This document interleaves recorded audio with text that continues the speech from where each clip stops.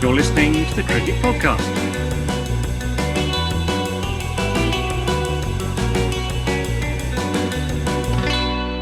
Hello, everyone, and welcome back to the Cricket Podcast, where you have reached part 2 of our episode that we will probably call something like England Selection, Anderson and Broad dropped, ! Or if you're watching a video, it will be a new video where we're going to do what we like to call cricket news, which is when we know enough about. We know enough. We've investigated enough about 3-4 topics, but we don't want to talk about them for more than about 5 minutes each. So we're just going to blast through. On the docket, Max, what's a docket, Max? Oh, it's like an agenda or a list, isn't it, Jack? Yeah, exactly. Yeah. We have PSL Corner, we have England under-19s, the India under-19s, and we have the Women's Ashes, which the Aussies have retained, not losing a single match. Where do we want to go first? Why don't we start with youth? Youth. We'll start with youth, but before we get to the youth, a reminder to like, subscribe, follow the Cricket Pod at the Cricket Pod on Instagram, Twinstagram. I was going to call it Twinstagram. Twitter and Instagram. Twinstagram. Social media for only those born at the same time as their siblings. Oh, could work. It could work. There's a lot of twins out there. And when you find one twin, you've automatically got another customer. So it's, which I think is how social media works. Could be a good way for reconnecting long lost twins as well. It could be. It could be like, have you ever heard one of those stories about twins? Where they sort of go and live on the opposite side of the world and end up doing exactly the same job, and they meet. Oh no, like, I was thinking. God, we're both firemen. I was thinking far worse than that. Oh, okay. When they get separated and they meet later in life and they've got loads in common and they get married and then they find out the twins that were separated because they were orphans. It's happened. It's true. Anyway, we're also on Patreon. Patreon.com/The Cricket Pod. Best way to support the show, let's be honest. From just $4 a month, you get, and I will list the things here, extra content. You get a show a month that other people don't get because they didn't pay. You get a Q&A every, I think it's 3 months, two or 3 months, where we'll just invite you to Zoom and chat cricket. You get IPL ball by ball data. We're loading up for the IPL. We are the only people that have this, I'm pretty sure. You can get it elsewhere as well, but we're the only people that processed it properly so that you can use it and you can download it from our Patreon. And we've got Discord, which is fun. I was chatting Discord nonsense today about the IPL and how all the players are massively underpaid, believe it or not. Let's talk under-19s cricket, Max. What happened? Final of the Under-19 World Cup. It was between England and India, and England couldn't really have got off to a much of a worse start. They batted first, and rather than a batting lineup, resembled more a tumbling tower of cards, all except James Rew, who managed to put together an excellent 95 and gave England something to bowl at. They limped to about 185 all out, which was, it's not your best one-day score, but there are some runs that they had to bowl at, so it meant it wasn't a complete blowout of a final.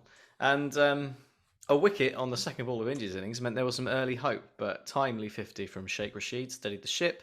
And despite some regular wickets, which included a pretty stunning catch by the diving Rayan Ahmed, the result never really looked in doubt. And wicketkeeper Dinesh Bana finished it in style with back-to-back sixes, propelling India to their 5th record-extending Under-19 World Cup final.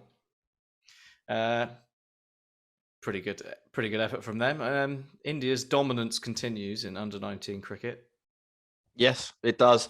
What are the talking points from this match? First place to start, I think, is a big tip of the cap to the India seamers and the India bowling attack in general. Now, I might be wrong, but I'm pretty sure. So I did the research for this segment back on Saturday before we decided to switch around the IPL shows. We were going to do the IPL show today. And then it turned out we did the IPL show on Monday because Ross wanted to do it and he pissed his pants. It got really upset, literally pissed his pants. It was disgraceful. And so the notes, the notes that I wrote in preparation for Sunday are a little bit. I've forgotten them basically. You've forgotten them. But go and find them. I could, but what I'm going to say is I'm just going to do it off the top of my head. I'm pretty sure that India, in every game they played in, they bowled the opposition team out for under 200, which is in ODI cricket. Or under 19 ODI cricket, it's fucking good going. Yeah, like they're a really good bowling team. And they were top. England's. They were all proper wickets. It wasn't like England's batsmen throwing things away. It was hostile. Genuine edges to the keeper to the slip. There was one in particular, really vicious short ball, which was gloved behind, where it was just like you could see it was someone facing it, being like, I don't know how to play this ball. People don't do this to me. I don't know how to play it. And it was, it was. They absolutely ripped through. And England were 61 for 6, 91 for 7, and it was just under 100 partnership. As I said, James Roux with the big runs that gave England any chance of. Absolutely. I mean, England in the tournament have played pretty good cricket, to be honest, but they'd been sort of propped up by their top order batters. And the fact that they fell so early and none of them, by top order, I mean top three, the fact that none of them really did any damage always meant that it was going to be pretty difficult for England to do something. I think you see, and with a lot of youth sport, I will confess you, I don't watch loads of it, but often what you see, the one or two players that are playing way above the standard that everyone else is playing, and England's one or two players that were capable of doing that got out so quickly that they couldn't leave a mark on the game. Now, as it turns out, had one of them managed to get 50, I think England would have had a really good chance of winning this match because their strength, similar probably to this India side, is bowling. Unfortunately, they didn't, and it was a little bit one-sided. The innings from James Roux, 12 fours across the 95, was good though. Really promising from him. Yeah, it was a classic rebuilding job. He dug in at first and sped up a bit towards the end, but that was it was you can throw some cliches at it, can't you? It was an innings of maturity that belied his years, all of those kind of things you could throw about. But yeah, he'll be personally happy, I'm sure, despite the team themselves not making it. But he could, at least, a shining light in that game, and a good tournament overall. Even though they didn't win, it would have been England's first title since 1998, so 24 years. Best Gothic era, I think that was, wasn't it? Well, I've got a few names from the squad if you want from that 1998 win. Captained. Can you tell me who captained England? They did play for England often mostly in one days in the 2000s era. Oh, that's going to be a really tricky. O.A. Shah. O.A. Shah, well done. Is it really? Yeah, captain. You're having a laugh. Scored 54 in the final to steer England home. Opened the batting was everyone's favourite Sky Sport pundit. Rob Key. Rob Key, 2 for 2. Yeah. And England's England's most recent best spinner was also this. Jack Leach. Jack Leach, and Graham Swan. Graham Swan was in the side. He batted 5 in the final. Really? Yeah. This is what I mean. Exactly. Partnership with O.A. Shah. Great example of what I mean by there's a couple of players that are playing way above the standard. Yeah. Graham Swan obviously was going to make it as a professional cricketer, and even though his ceiling in proper cricket, in big boy cricket, was never higher than 8, maybe 7 at his very best, he can bat 5 at this level because some of those players just aren't going to make it. They're amateurs. England's leading wicket taker for the tournament. You won't guess who it is, so I'll just tell you. It was Graham Napier. Okay. Yeah. So that would have been a pretty difficult one. Chris Schofield was in there. Chris Schofield, Surrey legend. He was about there was a few other county sort of stalwarts in the side, but also a few names in there that just never went anywhere. Michael Gough. So was Trescothick in the team or not? No. Just no. Okay. Well, there we go. Michael Goff, the umpire. Yeah. Was he umpiring or was he? He played It didn't end. He played 3 games. Top scored 18. Didn't play again. And then retired Yeah. not long after. He went on to captain England under 19s for a bit, and then not long after that retired because he just wasn't enjoying it anymore because he clearly preferred umpiring. I'm sure on both sides of this game that we'll see some of those players come through and be pretty good. I was impressed with most of the England bowlers that I saw. Some of them like spray it around a bit, but they're children, so it's okay. They'll be good. We do have to remember that they are literally children. There's a little bit of an expectation, isn't there? That is it. I don't know how to pronounce it, so someone will have to correct me in the comments. Is it Dool or Dull? Don't know.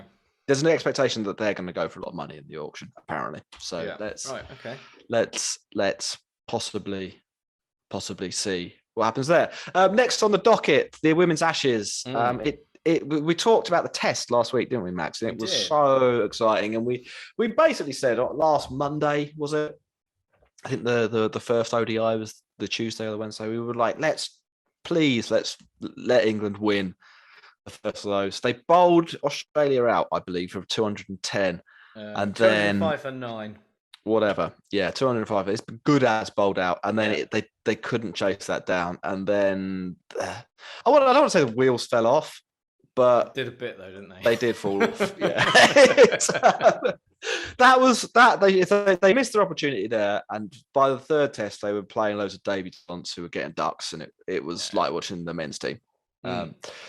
What do your notes say on this? Well, yeah, a lot, very similar. It all went very badly. But I think there were a few positives that England can take. I mean, Kate Cross did pretty well to finish as sort of joint second top wicket taker for the ODI series with 5 wickets, given that England actually only managed to take 16 in 3 games. I think was it 7 or 8 wickets Australia won the third game by, and 5 wickets they won the second by. So that's good on her. And Nat Siver was top scorer for the series as well.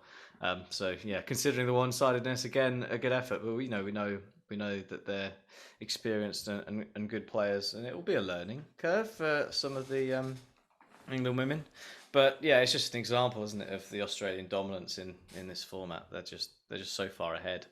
By miles. By their 26 game winning run or whatever the hell it was. And they're just that bit further ahead in sort of the development of the national side, aren't they? I mean, they're sort of 3 years ahead, I suppose, in terms of like the pay increases and things. I think it was 2017 that Australia sort of signed their landmark pay deal for the international women's side, and England, in comparison, expanded their central contracts. Well, they were going to expand their central contracts in 2020, and then obviously pandemic, so that got delayed a bit. But it's just it's just sort of how it's the fledgling world of international professional women's cricket. You get these gaps in ability because those leaps make such a big difference. It's basic stuff, and while I was listening to the TMS coverage of the second ODI, and one of the commentators was talking about basic things like having time to practice fielding. Now, if you're a semi-pro and you're training twice a week, you're training your main skills, right? You're not going to spend an hour working on backing up and what you do when the ball gets hit to that position and throws a weak hand or taking 60 catches, 50 catches. As soon as you go pro, that's your warm-up. Every day you're going to do 20 shies at the stumps, 50 boundary catches. If you're a slipper, you'll take 100 slip catches. That's the difference. Now, the England women's team, they are professional, but that is the depth. That is the depth of professional cricket. When they play the standard below, when they play for their county or region, or even when they play in the 100, to be honest, there are players in the 100 that are not full-time cricketers on the women's side of the game. what happens is that the level of intensity falls, and the we were talking there about how some players can kind of dominate the game a little bit, or there are some people playing way above. That is still happening, I think, in women's cricket in England. I think on a region by region basis, they did just expand the number of full-time contracts. I think it's like 2 per region plus the England team or something like that.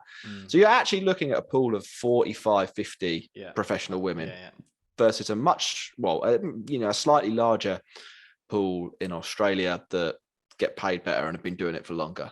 And that gap will take a while to close. You have to say here, this Australia team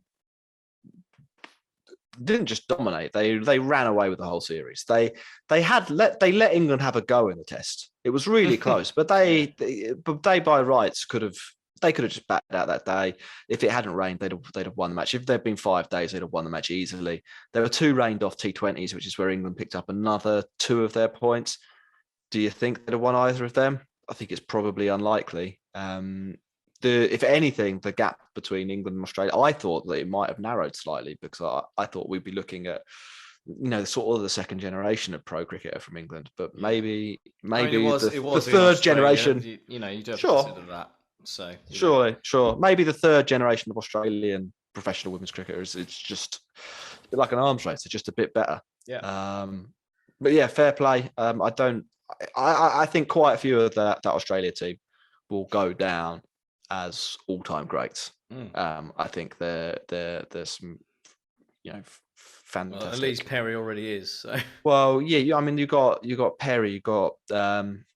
You have Meg Lanning, Beth Mooney playing with a metal jaw. It's liquid diet playing in the Ashes. Talia McGrath. I mean, I can't right now think of a better player in women's cricket than Talia McGrath. Every time she gets the ball, she improves the situation of the team she's playing for, whether it's batting, bowling, or fielding. It's diving catches here, fucking wickets there, runs. Something in the name, isn't there?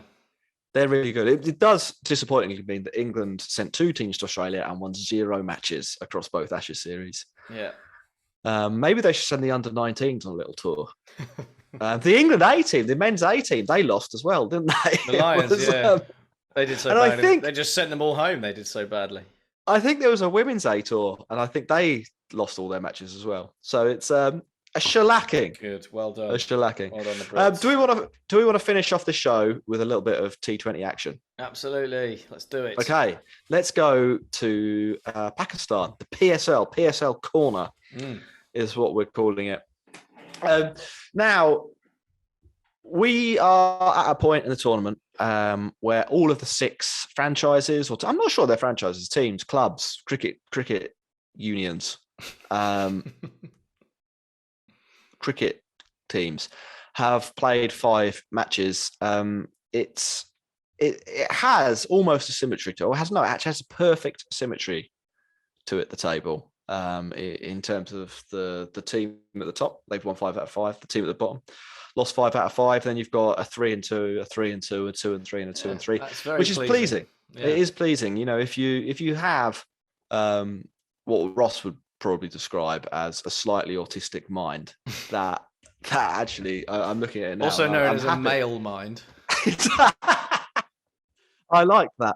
The general consensus in this tournament so far, Matt, is that the quality of cricket has been extremely high. Not just though here in terms of what people are producing on the field, and we'll get to a couple of the highlights in a minute, I think. But in terms of the tactical awareness and the strategy that each team is bringing to the table, basically. And I'm going to juxtapose this against the IPL, and that will annoy a portion of our audience. So I can see from the look on your face there, you're thinking, no, not more subscribers. No, lose more subscribers. Bring it. Controversy. I don't think most of the IPL teams are strategically or tactically at this level. I think Mumbai Indians are. I think Chennai Super Kings usually are. Apart from that, I think most of the other IPL franchises are about 2 to 5 years behind. And I don't think that surprises me saying that, because we're not very sharpest kind, are thinking. we? We're not very kind No, a that lot is of the true, time yeah. about the way they Yeah. perform. Yeah. You know, Somebody said, Max, that they would have signed up as a Patreon if we weren't nasty to Donny on the last podcast. do they know I'm a little bit. CSK fan? Come on. Yeah, well, exactly. Yeah, die hard. I wrote a song about Donny at Christmas. Come on, man, don't give me that shit. We weren't even that bad. What did we say? We said that Donny's a good number 9, and he is. He is a really good number 9. Yeah. And that you can't tell how good he is at wicket keeping because he's got camouflage gloves, so you can't see. And that was it. I think Ross made a joke about him being a permanent first slip. And also Ross did want to replace him with Quinton de Mohammed Azharuddin or Quinton de Kock, which isn't going to happen. KS Barrett. Yeah, it's. But let's get back to the PSL, because what we've done there is divert into the IPL. Yeah. Tell you what, good way for the IPL just to simulate the PSL. That will solve so many people's problems. 16 teams. But also you can have the IPL PSL window as one thing. It's 3 months long. Cricket diplomacy. You also get some proper grudge matches, some real rivalry. It gets the Pakistan players in the IPL, which they should, is from a neutral point of view, pretty good. Yeah. Anyway, I'm gonna divert back out. Yeah. I look forward to following Indo-Pakistani relationships. North South Korea T20 franchise tournament. Yeah. Well, look, and the Israel-Palestine one. If it worked, then we've got a model for solving all sorts of problems, haven't we? The Yugoslav Cricket League, Ireland cricket. I don't know. America, that's quite a divided nation. Maybe Major League Cricket is the answer. Yeah. Anyway, right. So here's, I've talked to it, but what I'm saying is that this tournament's really good. You should tune into it. Do you want some highlights from the PSL? Yes, please. Okay, so we've talked about how high quality the cricket is. We're going to start with an amazing highlight. Hassan Ali in the dressing room playing Ludo and shouting at his teammates. I don't know what he was shouting about. He was speaking Urdu, I assume. Maybe his opponent landed on his piece and sent him back to his home square. It's really good. Yeah, well, it was a bit like that. Yeah, it is. Yeah. I'd not seen a grown man play Ludo ever. I played Ludo when I was a kid. It was roll of dice. Yeah. Someone rolls a dice. Hassan Ali isn't happy with the roll of the dice or the outcome or whatever it is. Maybe he did get sent home. I don't really even know where there can be a dispute in Ludo. It doesn't seem like one of those games with a lot of grey area. but it all kicks off. That's on the internet. Hassan Ali also this week was talking about how he didn't sleep for 2 days after he dropped that catch in the World Cup. Poor him. But it's good to see him take out some of that raw emotion on teammates in the dressing room whilst playing Ludo. Most of the team did seem to find it quite funny. What I want to know, really, if anyone is able to speak Urdu, could you translate what he was talking about? Cricket's playing board games. Maybe that's part of the PSL corner. Second, probably the biggest news, particularly from an England point of view, is the Jason Roy mayhem. I'm assuming you saw this, Max. Yeah, 1 game, 116 runs at 203. Good effort. Yeah. He just walks, in time for the auction. He walks out of his hotel quarantine where he'd been tweeting daily pictures of the food he'd been receiving, slightly tongue-in-cheek. It was a very Chris Nash vibe to Jason Roy's Instagram. I like it. I think Jason Roy would be when he retires, he'd be a good person to tap up for a little bit of podcast action 3 or 4 times a year. Get Jason. Yeah. So that's still be going. Well, when we get up to 100 million Patreon subscribers, we'll buy him for our IPL franchise, first name. However far in the future it was. Playing against the Quetta Gladiators, the Quetta Gladiators against Shaheen Afridi's mob, the Lahore Qalandars. He went completely nuclear. In fact, Max, did you see this week in Oxford, some scientists did nuclear fusion and They did, generated yes. quite a lot of They energy from it. doubled the energy that's ever been created from Yeah, fusion. Yeah, yeah. 1997, the last time that they had anything. Well, they beat the record from 1997, giving humanity a tiny ray of hope. Fighting chance. Yeah, in our mortal battle for climate change. Gandalf v the Balrog. We're Gandalf. Climate change is the Balrog. And I don't know. That's fitting. Fiery, hot. What's fusion in that? Gandalf's sword, Glamdring. Yeah. I guess. Yeah. Anyway, my recommendation would be they abandon all that research and they just look into whatever Jason Roy is producing. Because I think if you could harness the power of Jason Roy, it would be over tomorrow. We could all have as many cars as we wanted and drive them up and down the road, clogging up traffic. It would be no problem. We could mine as much Bitcoin as we possibly could, and it wouldn't lead to the downfall of any nation states like Kazakhstan, because Jason Roy would be, behind the whole operation. 50 off 20 balls, 149. He slowed down a little bit, fell for 116 off 56.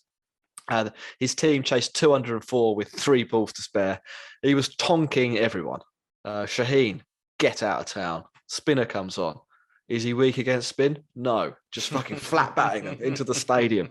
It was genuinely awesome. So it was one of those times. It doesn't happen that often, particularly with the PSL. There were Indian guys in our cricket club WhatsApp being like, turn on Sky Sports and watch Jason Roy batting right now. Yeah. It was great. And to cap it all, Max, and I really like this, to cap it all, Viv Richards is the coach.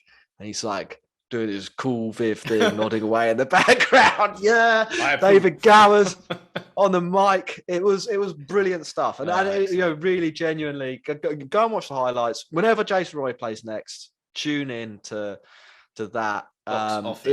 It was for a bowlers league. That's what they say about the PSL. It was a fucking innings and a half. Well, yeah, but so I mean, so last time we were talking about this, I think we'd just seen the first victory by a team batting first, right? Mm-hmm. And then from there were 8 in a row. Yeah, no, that's one of my notes. Yeah, I said it was a bowlers league and a little bit predictable because the team that won the toss always batted second and always won, and then they won. Or the team batting first won 8 matches in a row. So that's sort of what I mean when I was talking a little bit about how the strategy and the tactics and so on in the PSL are quite advanced. Where I think when you see the team batting first and winning on a roughly equal basis to the team that bats second wins, then what you're looking at there are a team that really know the numbers, really done the strategy, got good analysts, got players that buy in to how T20 should be played in 2022. When you see the team bat first post 130 and it get gunned down in 15 overs by the opposition's openers, then you're watching a head scratchy. Yeah. You're watching bad cricket. You're watching people who don't know what they're doing. I can't impress upon you enough. Either that or Trent Bolt at 4 for 5 in 2 overs, and you're like, well, that's that then. Well, yeah. There's another news story. It's kind of the opposite of Jason Roy. We're going to talk about the Karachi Kings. Now, I said there was a team that had won 5 matches. They're the Molten Sultans, but they're not going to feature in this PSL corner. We're talking about the Karachi Kings, who are bottom, because we like failure on this podcast. It's something which we celebrate. No wins in 5 matches. Their owner has come out and on Twitter actually offered a public apology for how bad the team is. He says, "I'm sorry, Karachi. We tried to put together the best team, but things just haven't gone our way. We've been outclassed by the other teams. We had all these injuries from COVID. I love this team as much as the fans of #Karachi. We will try and fix it. Shall come back, inshallah." It's gone wrong. Do you want to know what the main problem is, Max? I'd love to. Because 5 and 5 is bad, isn't it? That's 5 defeats in 5 matches. Well, they have a problem. One of the nice things about watching leagues that aren't the IPL is you get a little bit of exposure to some players that you wouldn't otherwise see. Now, Karachi, for some reason, they have made this guy I've never heard of called Babar Azam the captain, and he is fucking awful. Like, he couldn't be worse at T20 cricket. I was talking up how the other teams know what they're doing. These boys are the exception. They're the whipping boys. They get whacked in every match. They don't know how the game is supposed to work, and they've let this Azam bloke off the leash and given him carte blanche not Dhoni style, to bat down the order and be rubbish. He's opening the batting, Max. He stinks the place out every single match. Yeah, well, I'm He scored just 100 looking at sort of 748 runs. He's the top scorer by 300 runs in history of the PSL, in not the last in year. Yeah. Yeah, but that includes last year's PSL. This year he has 194 runs at a strike rate of 118. Now we were talking about scientists. Oh, wow. We were talking about scientists a minute ago in Oxford doing nuclear fusion. The University of Lahore are actually, there's a big debate between the University of Lahore and the University of Karachi about whether Babar Azam's scoring rate is so slow that it is actually imperceptible to the human eye. It's a huge thing in the Pakistani scientific community about whether you actually can see him accumulate runs, or whether it's like looking at a rock. Faster. Yes, well, bamboo definitely grows faster, but you can see that if you stare at bamboo, it is perceptible. Yeah. It's like the formation of I believe they're called igneous rocks. That imperceptible to the human eye. Is Babar Azam as slow as that? We're not absolutely sure. I hope to bring you the update at the PSL Corner next week. And that is sort of it. It is really funny watching Babar Azam be bad, just as it is funny to watch KL Rahul be bad and Virat Kohli be bad. There's nothing better than a player who should be way better than they are, being crap purely because of ego. And it's the fucking textbook situation. It's brilliant. PSL, double thumbs up. The only downside, and there is a negative here, the only downside is that they're moving venues, and the matches will no longer be played at the Colonel Gaddafi International Cricket Stadium, or the Muammar Gaddafi International Cricket Stadium, which is the funniest cricket stadium name. Most ridiculous cricket. I mean, the fact that it happened in the first place, that's ridiculous. The fact that in 2022, when you have all of these progressive cricket clubs who know what they're doing and are worldly and have, this wonderful talent in their sides, that they have a stadium named after a man who blew up an aeroplane to make a political point. You couldn't, you could make it up. But it would sound no one shit. would believe you. Yeah. So that's PSL Corner. I'm happy with that. David Gower on the mic. It's good. It's good. We got him there, right? We got him there. Yeah. Anything else, Max, is that we need to add to the docket at the last minute? Any other business? None that I am aware of. Just to remember to come and like and subscribe. Always on the docket, that. Always on the docket. And Patreon, last reminder, patreon.com/the cricket pod. For the love of God, head over there now. It's in the show notes. And we will be back. I think we want to do a Q&A on the IPL pre-auction Q&A. We've got there's fucking loads of IPL stuff. It's all happening. Do you want to say goodbye, or shall I? You can do it. Bye. You're listening to the Cricket Podcast.